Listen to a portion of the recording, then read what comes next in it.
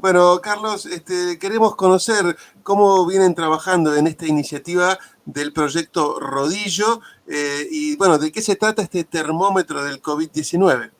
Sí, fíjate, esta es una iniciativa, bueno, sin fines de lucro que empezamos por una responsabilidad que decidimos asumir porque sentimos que en Latinoamérica había un vacío de una organización como la nuestra, ¿no? Mientras cuando el coronavirus empezó a pegar fuerte ya alrededor de marzo, o por lo menos que empezó a llegar a este lado del mundo, en Estados Unidos tenías de una vez a las mejores universidades y a medios muy grandes y con muchos recursos trabajando no solamente en llevar el conteo de los casos y de las muertes, sino en modelos estadísticos súper avanzados y una serie de cifras y análisis para ayudar a tomar las mejores decisiones posibles.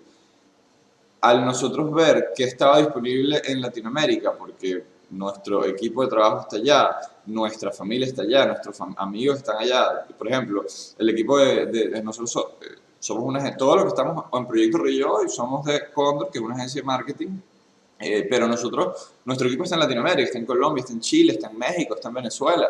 Yo estoy en Estados Unidos, pero como digo, igual todo el equipo está allá, mi familia está en Venezuela, tengo amigos en Venezuela y Latinoamérica, y nos preocupamos porque había un vacío de data que en el caso de una pandemia, como sabemos, es fundamental, ¿no? Entonces, ¿por qué decidimos tomar esta responsabilidad? Porque, bueno, aparte que tenemos capacidad por la agencia de hacer una página muy rápidamente, más importante aún, tenemos una experiencia trabajando en periodismo como tal, tanto mi socio y yo, que somos los fundadores de Cóndor, y ahora los del Proyecto Rodillo, éramos periodistas, trabajamos en periodismo antes, y también tenemos emprendimientos a base de análisis estadístico. Entonces, bueno, nos pareció que si teníamos la capacidad de poner esta iniciativa, y además hay que hacerlo rápido, porque el coronavirus no espera por nadie, entonces pues le decidimos meterle el pecho al proyecto, como se dice, y abrir la iniciativa, sacamos la página en cuestión de semanas y ahorita donde estamos ya promoviendo la data, promoviendo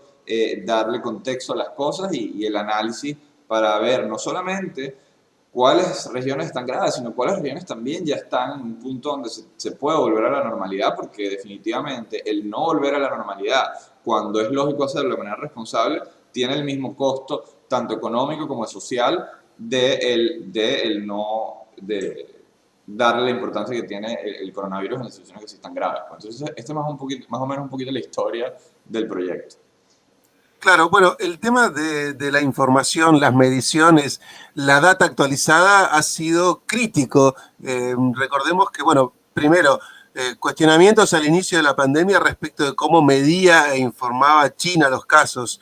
Después el episodio en Inglaterra con las columnas de Excel que no les habían alcanzado.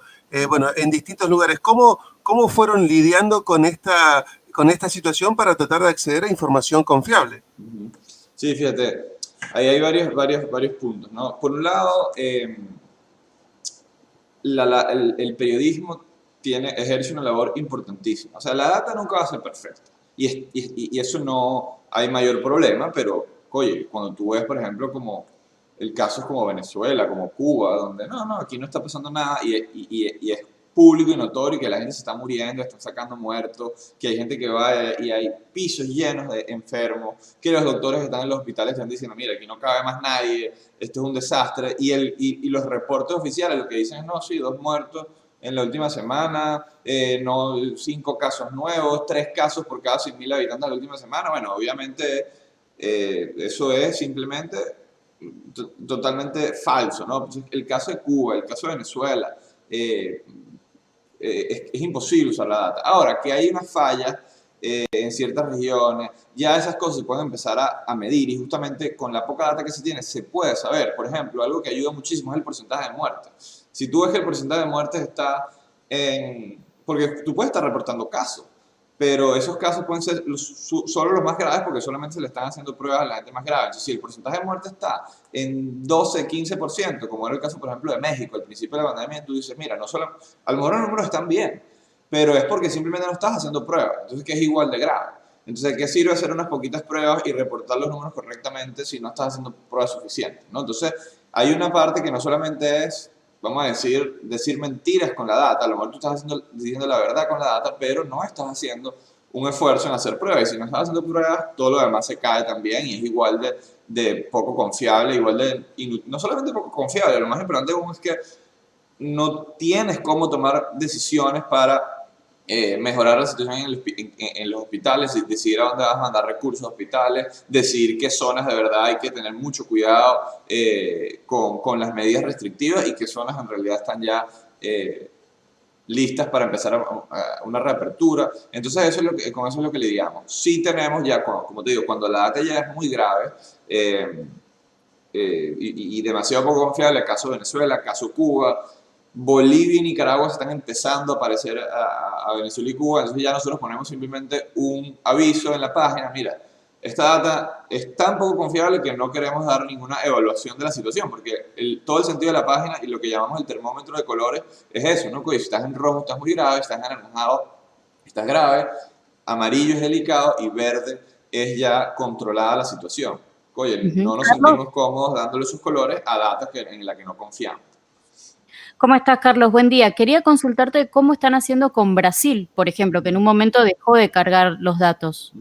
Sí, bueno, ahí cuando se deja simplemente de tener data en su totalidad, ahí no hay mayor cosa que nosotros podamos hacer. En realidad nosotros lo que hacemos es, hay gente que contabiliza la data, o sea, nosotros nunca como el Proyecto Rodillo, ni en realidad ninguna de las personas de otras organizaciones similares de recolección de data, nosotros no recolectamos datos por nuestra cuenta, ¿no? Eso es imposible, o sea, nosotros solo confiamos en la data que están dando los países y los gobiernos. Eso es una verdad que a veces causa como un poco de shock, pero es que es así, no hay de otra, ¿no? Ahora, como digo, incluso la Organización Mundial de la Salud, ellos también dan su visto bueno y dicen, oye, esta data parece relativamente confiable, vamos a utilizarla. En el caso, por ejemplo, de Argentina, la Organización Mundial de la Salud dijo ya, o Our World in Data, que es una de las organizaciones más confiables, no la Organización Mundial de la Salud, Our World in Data, decidió no publicar más o no usar más la data de pruebas de Argentina, por ejemplo, porque simplemente dijo, mira, esto no tiene ningún sentido y es eso, no le quiso poner su firma a eso, ¿no? Entonces, nosotros digamos que también usamos un criterio similar y cuando nos parece que ya la data está fuera de ni siquiera del rango confiable, simplemente no la usamos para medir evaluar la situación o le ponemos un warning para que la gente sepa, mira, aquí hay cosas muy raras y hay que tener mucho cuidado en cómo se lee esta data. Ujú. En el caso de Brasil, así, o sea, cuando no había data, ponemos un aviso, mira, tenemos mucho tiempo sin data, esta evaluación es de, por ejemplo, la última vez que tuvimos data que fue hace 3 semanas o 6 semanas, y ya otra vez empiezas a recolectar la data y las cosas van a la unidad y ahí sí ya puedes volver a evaluar la situación. Claro, Carlos, te iba a preguntar, bueno, ¿cuáles son las regiones o los países que mejor están hoy al mes de diciembre, previo a la llegada de las vacunas? Sí, fíjate, bueno, depende también de la confiabilidad, pero en cuanto a situaciones, México estuvo muy grave al principio, hasta hace poco, y ha habido una caída en casos. Hay que ver si esa caída es real, ¿no? Porque yo creo que va muy poco tiempo como para hacer ese assessment. Pero entonces quitando lo que sí es Chile ha hecho, pasó una situación muy grave, pero Chile sí ha sido visto como que le están dando urgencia a la situación en cuanto no solamente medidas tomadas, sino también las pruebas. Chile es uno de los países que más ha realizado pruebas por cada 100.000 habitantes de Latinoamérica y hoy está en situación controlada, ¿no? Incluso más controlada que Uruguay, que ha sido el único país que ha estado tranquilo desde que empezó el coronavirus en Latinoamérica, ha sido Uruguay y ahorita justamente Uruguay ya está delicado porque empezaron a subir los casos y hay que tener ahí los opuestos. Perú también ya está bastante controlado, República Dominicana, Guatemala, Bolivia, como digo, como un asterisco porque ya hay indicios de que la data de Bolivia hay que tener cuidado en cómo se ve, ¿no? Y Honduras. Yo diría que esos son los países donde están entre delicado y controlado, que son los colores amarillos y verdes, no llegan todavía a naranjado y rojo. Ujú. Bueno, y quienes quieren conocer acerca del proyecto, ¿cómo pueden hacerlo? Bueno, la página está rodillo.org, lo más importante es que se metan ahí y entiendan bien qué está pasando en su país y en su región, porque data a nivel de región, cómo va la tendencia, el análisis que hacemos ahí y por las redes sociales también sacamos análisis cuando países cambian de situación o regiones cambian de situación o por ejemplo le damos contexto a lo que está pasando con la vacuna y las redes sociales siempre son @proyecto rodillo en Twitter, en Instagram, en Facebook, Y bueno, en nuestro canal de YouTube, Proyecto Rodillo se llama también. En la página hay link, en la página que repito es rodillo.org, están los links a nuestras redes. Carlos, estoy acá mirando la página de Proyecto Rodillo. Veo que los 3 países a la actualización del 29 de noviembre, ¿no? Uh-huh. Los 3 países más comprometidos en la tendencia de casos cada 100.000 habitantes por país. Tenemos a Panamá, que es el que encabeza, bastante despegado del conjunto, con 236 casos cada 100.000 habitantes. Después está Puerto Rico, que tiene 133, y Brasil, Colombia, en tercer lugar, bueno, ahí muy cerquita de Brasil, con 124. Uh-huh. Y en la franja inferior, digamos, Cuba con 3 casos cada 100.000 habitantes, Venezuela con 10 casos, y Uruguay con 29 casos, lo que marcabas recién, ¿no? Que fue el país que tuvo más controlada la curva, digamos, muy parejita y con bajo nivel de casos. ¿Cómo evalúan estas diferencias? ¿A qué se deben entre los distintos países? Bueno, como digo, la parte de Venezuela y los últimos, o sea, los dos que en teoría tienen menos casos, que son Venezuela y Cuba, como dices, ahí nosotros tenemos la data de Venezuela y Cuba, pero si te vas al mapa no tienen color. Entonces, eso es un gran asterisco que tienen esos dos. Yo no sacaría muchas conclusiones de ellos dos. De los 4 arriba, sí, eso es uno de los 3 componentes que usamos para medir la severidad de la situación, pero no son solamente los casos, también hablamos del porcentaje de muertes, como dijimos, porque eso primero normaliza un poco la capacidad que tenemos de realizar más o menos pruebas, ¿no? Porque no es que no se quieran hacer pruebas, a veces en realidad en Latinoamérica hay menos recursos, es más difícil hacer tantas pruebas a tanta gente como en Europa o en Estados Unidos, por ejemplo. Entonces el porcentaje de pruebas sí ayuda a normalizar eso. Entonces tú puedes tener, si tienes muchos casos, pero le estás haciendo pruebas a muchísima gente, oye, no te vamos a penalizar por hacer pruebas, a lo mejor estás un poquito más, no estoy diciendo que vas a pasar, probablemente no vas a pasar de rojo a verde, pero puedes pasar de rojo a anaranjado, por ejemplo, o viceversa.